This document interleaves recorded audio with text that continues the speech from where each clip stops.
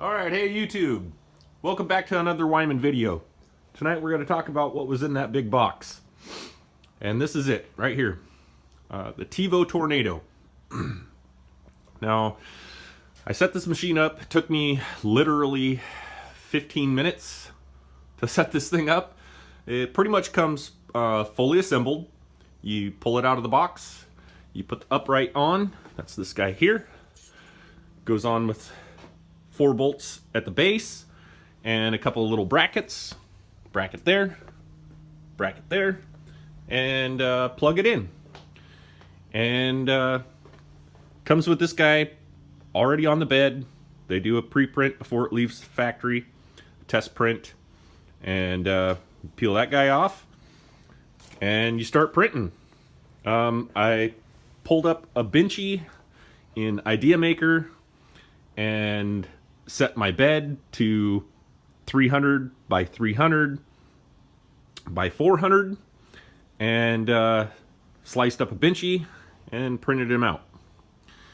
And for using just completely stock settings, I didn't change anything other than the bed size. This thing printed amazing. That's actually a really nice print. Hashtag 3D Benchy on the back is almost legible. The stack looks pretty good. Couple little globs in the doorway. The holes are nice and round. No sagging on the window there. Little bit of salmon skin like guys talk about. Some TL smoothers. Clean that up, I guess. I may do that. I may not. I haven't decided yet. We'll see once I get into this thing a little bit more and start printing some more stuff with it. So I'm going to talk about a few things with the Tevo Tornado that I've not seen on other videos that probably would have swayed my decision on buying one of these versus buying a CR10. Now, I went with the Tevo mainly because it is the same build volume as a CR10. It's basically a CR10 clone. It does have a few other options that the CR10 does not have. Things like the AC heated bed, which brings the bed build volume up to temperature very quickly. Very fast. The CR10, there's quite a few complaints about how long it takes to heat up the bed. So that was one of my deciding factors in this machine versus a CR10. This does also have insulation on the underside of the bed. So it will use a little less power to keep the bed heated up. Keep it at a more consistent temperature. So that was another thing that I saw on this machine that I liked. Is that stuff that I could do to a CR10? Absolutely. I could have done that stuff to a CR10, upgraded it and done that. But this one, right out of the box, it has that stuff. What I want to talk about is a few of the things that I have not seen in other videos that might have changed my mind on ordering this machine. Things like the wiring. It's pretty chintzy. You know, they just wrapped it with this cheap plastic wrap, and there's just a ton of it. I mean, I don't really understand why they couldn't come up with something better than this. Creality did. Creality came up with something a lot better than that, and I'll show you right here on the CR8. Now,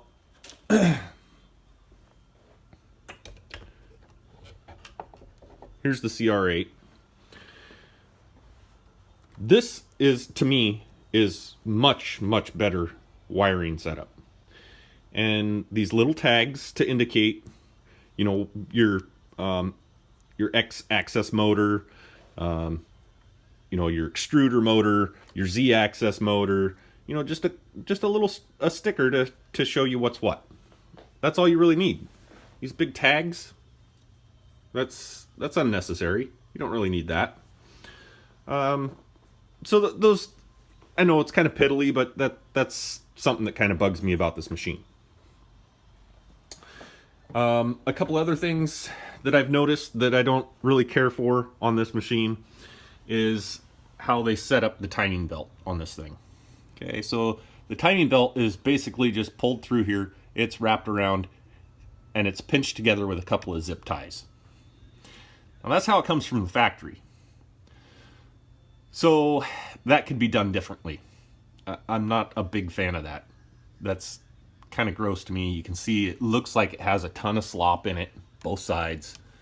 And you can't really tension that out of it. You can't you can't adjust that out of it.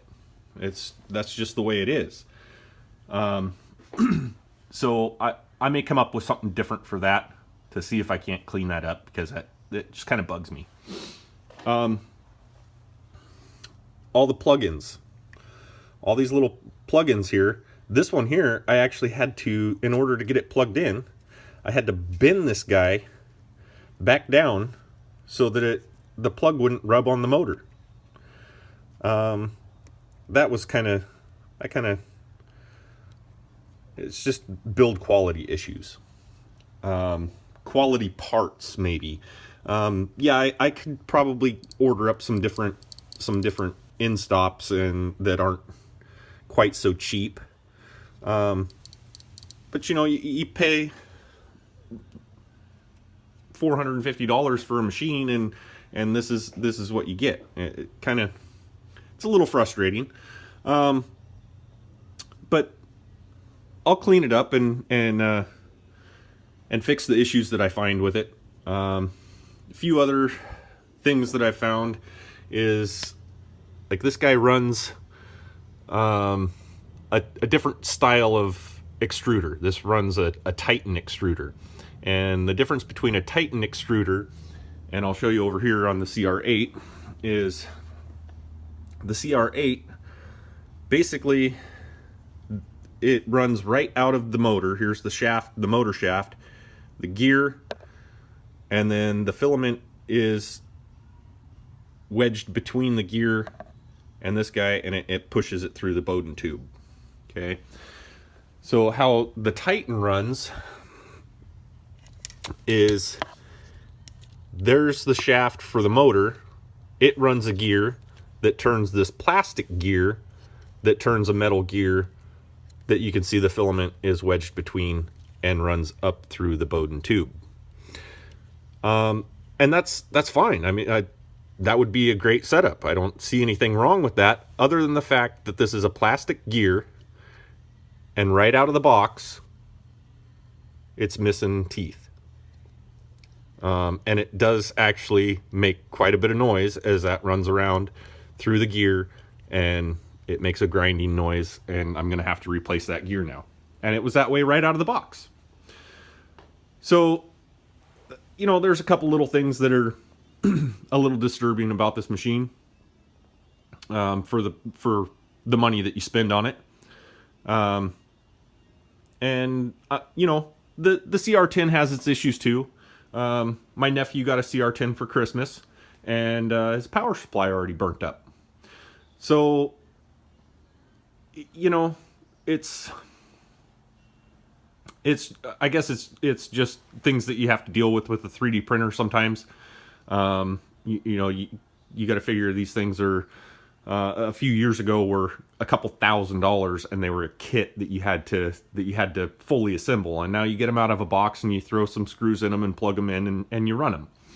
And the quality has come a long way, and the ease of use of them has come a long way. And so, you know, if you're tossed up between this and a CR10, I hope this helps you out. I hope that it will kind of give you an idea of what you can expect from this machine. There's a lot more videos and stuff out there on the CR10, and If you want to dig into whether you want a CR10 or a Tevo Tornado, and kind of back and forth on what you expect from the machine, then I hope this helps you out.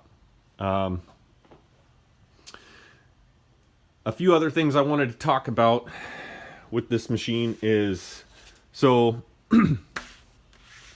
here's the instruction manual, and I have to give it to Tevo on the instruction manual. This thing is absolutely beautiful. It's well laid out. It's well printed. You can see they spent a lot of time on making a nice instruction manual for putting this together. If you've never dealt with a 3D printer before, this would be great. This would help you out a lot. And there is actually stuff in here for running a slicer, and it gives you some baseline settings for running a slicer, whether it be Simplify 3D. They actually have a couple of different programs in here.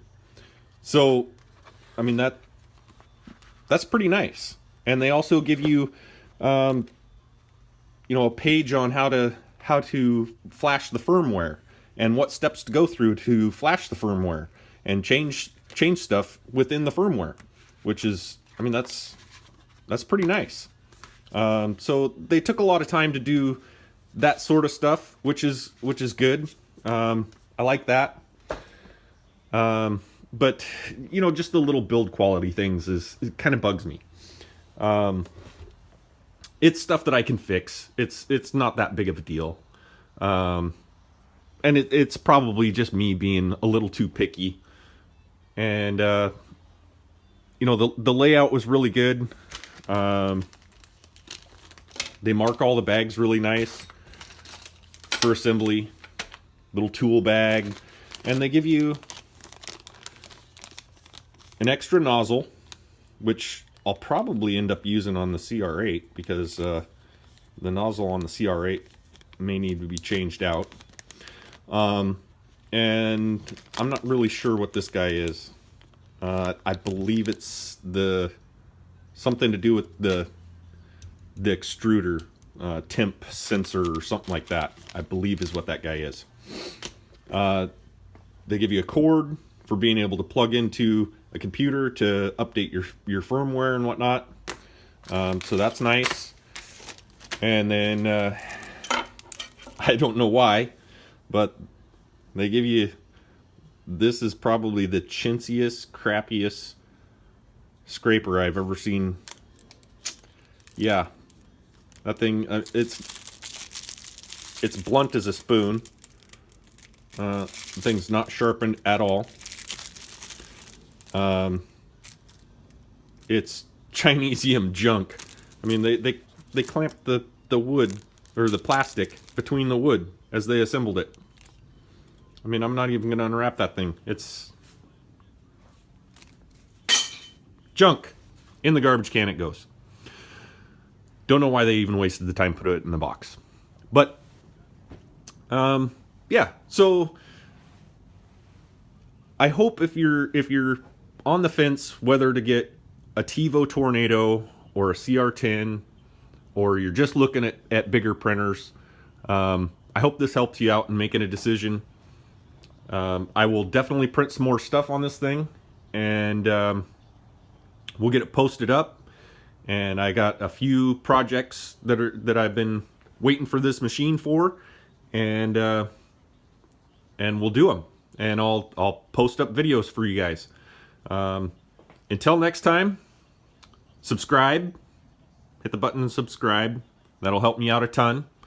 If you want to know when I post videos, hit the little bell, and that will give you a notification for when I post a video. And keep making cool stuff. All right, thank you.